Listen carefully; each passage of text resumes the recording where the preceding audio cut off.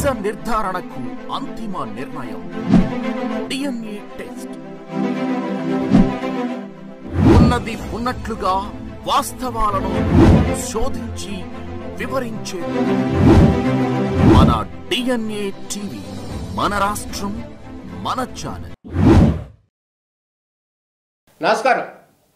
Janasena party యొక్క సిద్ధాంతకర్తగా, అదేవిధంగా కాపు కమ్యూనిటీకి సంబంధించి పెద్ద దిక్కుగా ఉన్నటువంటి హరిరామ జోగయ్య మాజీ మంత్రిగా ఉన్నారు. సీనియర్ పొలిటీషియన్, రాజకీయ కురువృద్ధుడు.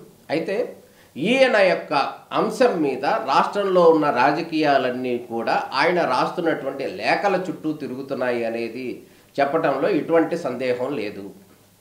దాంట్లో భాగంగానే హరిరామ జోగయ్య జనసేన పార్టీలో సభ్యుడిగా లేరు, కానీ ఆయన రాస్తున్నటువంటి లేఖలు ఏవైతే ఉన్నాయో ఆ లేఖల యొక్క ప్రధానటువంటి అంశాలు ఏవైతే ఉన్నాయో, అయితే ఇక్కడ పొత్తు అంశానికి సంబంధించి జనసేన, టీడీపీ, బీజేపీ ఈ మూడు పార్టీలు కూడా పొత్తుతో అలయన్స్తో ముందుకు వెళ్తాయి అనేది ప్రధానంగా అందుతున్నటువంటి సమాచారం.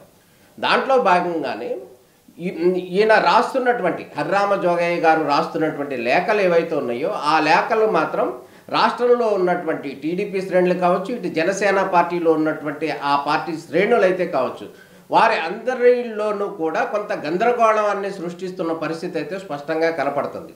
హరిరామ జోగయ్య గారు ఎక్కడా కూడా జనసేన పార్టీలో పనిచేస్తున్నట్టు కానీ, జనసేన పార్టీలో ఉన్నట్టు కానీ ఎక్కడా ప్రకటించలేదు. అది ఒకటి. రెండోది, హరిరామ జోగయ్య గారు రాస్తున్నటువంటి లేఖలు ఏవైతే ఉన్నాయో ఆ లేఖలు జనసేన పార్టీని ఉద్దేశించి జనసేన టీడీపీకి సంబంధించినట్టు పొత్తు అంశానికి సంబంధించి, సీట్ల సర్దుబాటుకు సంబంధించి, అదేవిధంగా అధికారానికి సంబంధించి, అధికారం ఎవరు ఏలుబడి చేయాలి అనే అంశానికి సంబంధించి కావచ్చు, అదేవిధంగా పవర్ షేరింగ్, కొంతకాలం 2.5 సంవత్సరాలు జనసేన పార్టీ పరిపాలన చేస్తుంది, 2.5 సంవత్సరాల పాటు టీడీపీ పరిపాలన చేస్తుంది అంటూ కూడా చేసినటువంటి వ్యాఖ్యలు ఏవైతే ఉన్నాయో ఇవి చాలా దుమారాన్ని సృష్టిస్తున్న పరిస్థితి అయితే కనపడుతున్నాయి. అయితే హరిరామ జోగయ్య వెనకాల, హరిరామ జోగయ్య మాటల వెనకాల అసలు ఎవరున్నారు?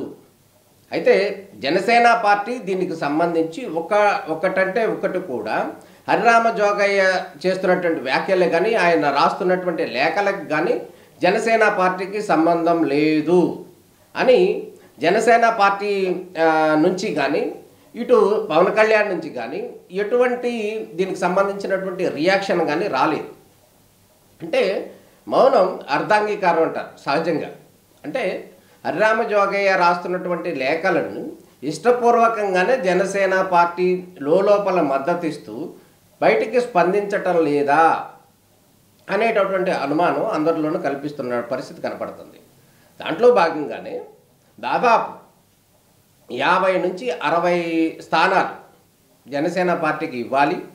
అదేవిధంగా రానున్న రోజుల్లో 50 నుంచి 60 స్థానాల్లో అసెంబ్లీ సీట్లు ఇవ్వాలి. అదేవిధంగా పవర్ షేరింగ్ 2.5 సంవత్సరాల పాటు పవన్ కళ్యాణ్ ముఖ్యమంత్రిగా ప్రకటించాలని చెప్పి టీడీపీ నుంచి ప్రతిపాదన రావాలని దాదాపు 60 స్థానాల్లో జనసేన పార్టీ అభ్యర్థులు పోటీ చేస్తున్నారు. అప్పుడు మాత్రమే పొత్తు ఉంటుంది. కానీ టీడీపీ అధినేతకు ఉన్నటువంటి చంద్రబాబు నాయుడు ముఖ్యమంత్రిగా చేయడానికి మాత్రం జనసేన పార్టీ సిద్ధంగా లేదు అంటూ కూడా కొన్ని ఘాటు వ్యాఖ్యలు చేయటం అనేది ఇప్పుడు చర్చాంశనీయంగా కనపడుతుంది. హరిరామ జోగయ్య వ్యాఖ్యలని ఇటు జనసేనకు సంబంధించినటువంటి నేతలు ఖండించట్లేదు. అదేవిధంగా అటు పొత్తులో భాగంగా ఉన్నటువంటి టీడీపీ పార్టీ కూడా మేము అట్లా అనుకోలేదు, మేము ఇది సాధ్యం కాదు, లేకపోతే ఇది ఇలా అవుతుంది, ఇలా కాదు అనే విషయాన్ని మాత్రం వాళ్ళు ప్రకటించట్లేదు. కానీ ఆయన రాస్తున్నటువంటి ఒక్కొక్క రోజు ఒక్కోటి రాస్తున్నటువంటి లేఖల యొక్క హడావిడి కనుక చూసినట్లయితే పెద్ద గందరగోళమే కనపడుతున్న పరిస్థితి అయితే స్పష్టంగా కనపడుతుంది. ఉదాహరణకి జనసేన పార్టీకి సంబంధించినటువంటి ఎటువంటి రియాక్షన్ రాకపోగా హరిరామ జోగయ్య రాస్తున్నటువంటి లేఖల మీద సాక్షి మీడియాలో కానీ, ఛానల్స్లో కానీ దాని మీద పెద్ద ఎత్తున చర్చలు జరగటం, దాని మీద అనేక రకాల విశ్లేషణలు జరగటం, అనేక రకాలైనటువంటి వార్తలు రావటం అనేది ప్రధానంగా మనం కనపడుతున్నటువంటి వర్షన్.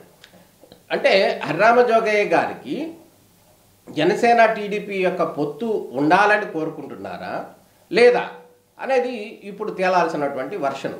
అయితే ఈ పొత్తుకు సంబంధించినటువంటి వార్త ఏదైతే ఉందో వెంటనే అధికార పార్టీకి సంబంధించినటువంటి ఛానల్స్లో కానీ దానికి సంబంధించినటువంటి డిబేట్లు జరగటం, పొత్తు అనేది సాధ్యం కాదు అంటూ కూడా ఒక రకరకాల వార్తలు వస్తున్నటువంటి వర్షం. కానీ హరిరామ జోగయ్యని అభిమానించేటటువంటి జన సైనికులు కానీ ఇతర కాపు పెద్దలు మాత్రం మాట్లాడుతున్నటువంటి వర్షం ఏదైతే ఉందో, పవన్ కళ్యాణ్కి ఎట్టి పరిస్థితుల్లో కూడా ఒక ఉన్నతమైనటువంటి స్థానం ఇప్పించాలి అని హరిరామ జోగయ్య యొక్క ఉద్దేశము. అదేవిధంగా ముఖ్యమంత్రులు ఈ పదవి అడగాలి, పవర్ షేరింగ్ అడగాలి. ఇట్లా అడిగితేనే ఎక్కువ డిమాండ్ చేస్తేనే దానికి సంబంధించినటువంటి ప్రతిఫలం ఉంటుంది అనేది ప్రధానంగా హరిరామ జోగయ్యకి సంబంధించినటువంటి అనుచరులు కానీ వారి అభిమానులు కానీ చెప్తున్నటువంటి వర్షం. కానీ ఇక్కడ రాజకీయంగా గందరగోళాన్ని అయితే మాత్రం క్లియర్గా కనిపిస్తుంది. గందరగోళాన్ని మాత్రం క్రియేట్ చేస్తున్నటువంటి పరిస్థితి అయితే కనపడుతుంది. దాంట్లో భాగంగానే ఇటు జనసేన కానీ టీడీపీ కానీ దీనికి సంబంధించి కౌంటర్లు వేయకపోవటం, సాక్షి మీడియాలో కానీ దీనికి సంబంధించినటువంటి హరిరామ జోగయ్యకి సంబంధించిన వ్యాఖ్యలు కానీ లేఖల మీద పెద్ద ఎత్తున చర్చలు దుమారం జరగటం, ఈ పొత్తుకు సంబంధించినటువంటి అనేక రకమైన భిన్న కోణాలు వినిపించటం, వీటన్నిటి నేపథ్యంలో ఇటు జనసేన పార్టీకి సంబంధించి కానీ జనసేన పార్టీ నేతలు కానీ ఎవరో కూడా స్పందించట్లేదు. ఎవరు ఎక్కడ ఎప్పుడు పోటీ చేయాలో, ఏ అభ్యర్థి అయితే కూడా జనసేన పార్టీ నుంచి గెలుస్తారో అనేది కూడా దాదాపు క్లియర్ చేస్తున్నారు. క్లియర్ చేస్తూ లేఖలు ఇస్తున్నారు.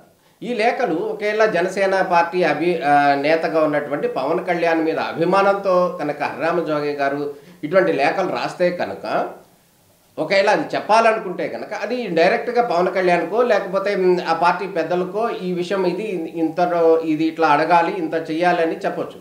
కానీ ఎక్కడా కూడా పవన్ కళ్యాణ్తో ఆయన డైరెక్ట్గా చెప్తున్నట్టు వర్షన్ కనపడదు. కానీ మీడియా ముఖంగా లేఖలు విడుదల చేస్తూ ఉంటారు. ఇదే కొంత కన్ఫ్యూజన్ క్రియేట్ చేస్తున్న పరిస్థితి కనపడుతుంది.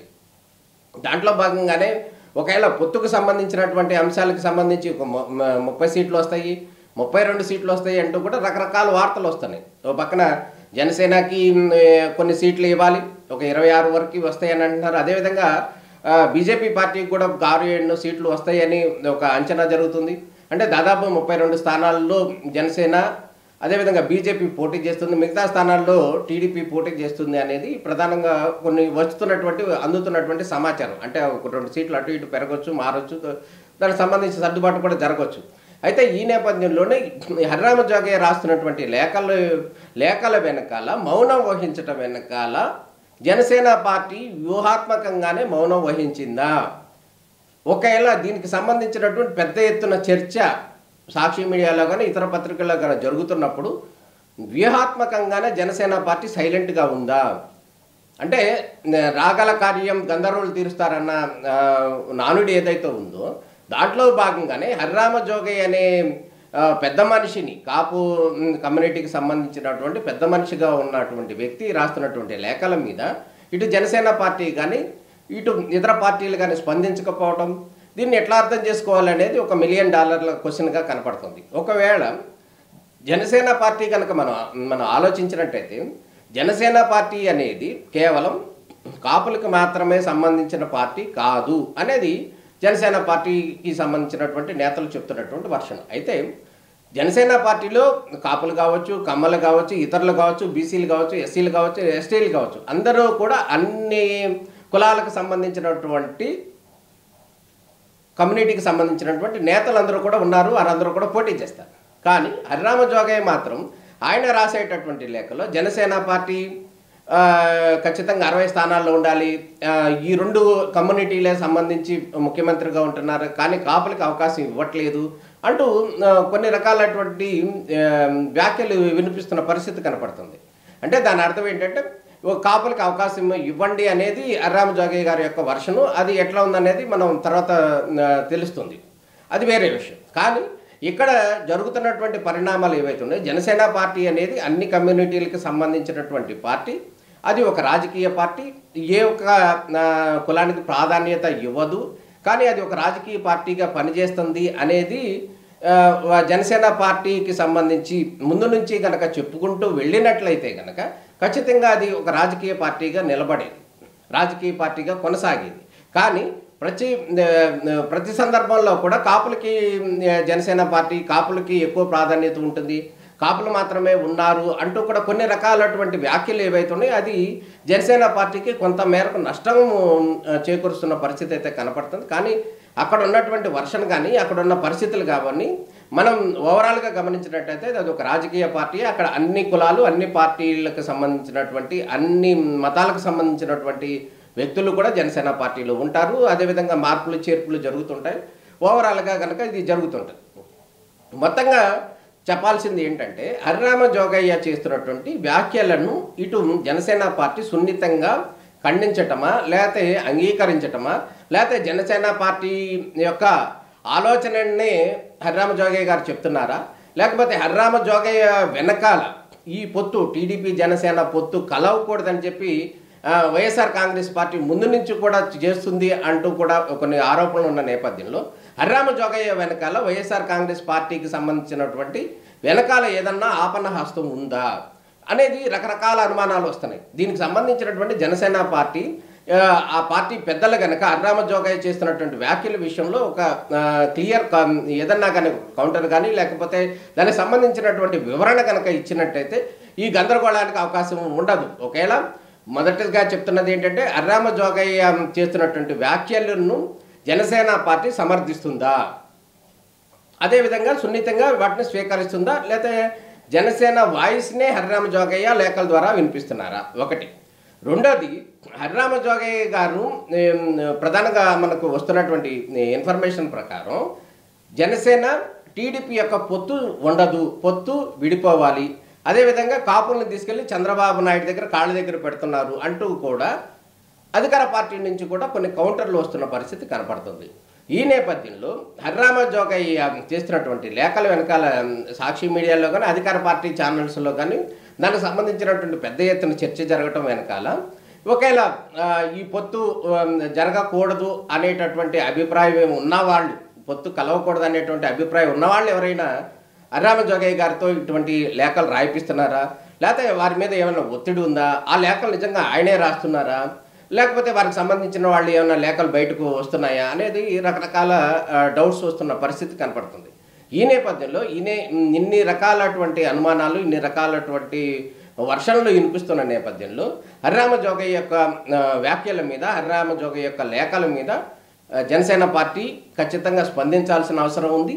ఈ పొత్తు అంశంలో ఈ పొత్తు ఎందుకు తీసుకుంటున్నాం, టీడీపీ జనసేనకు సంబంధించినటువంటి పొత్తు ఎందుకు తీసుకుంటున్నాం, ఏ ఉద్దేశంతో తీసుకుంటున్నాం అనేది కూడా చెప్పాల్సిన అవసరం ఉంది. గతంలో కూడా పవన్ కళ్యాణ్ గారు కూడా చెప్పడం జరిగింది. రాష్ట్రం యొక్క సంక్షేమాన్ని దృష్టిలో పెట్టుకునే జనసేన టీడీపీ కలిసి ముందుకు వెళుతుంది.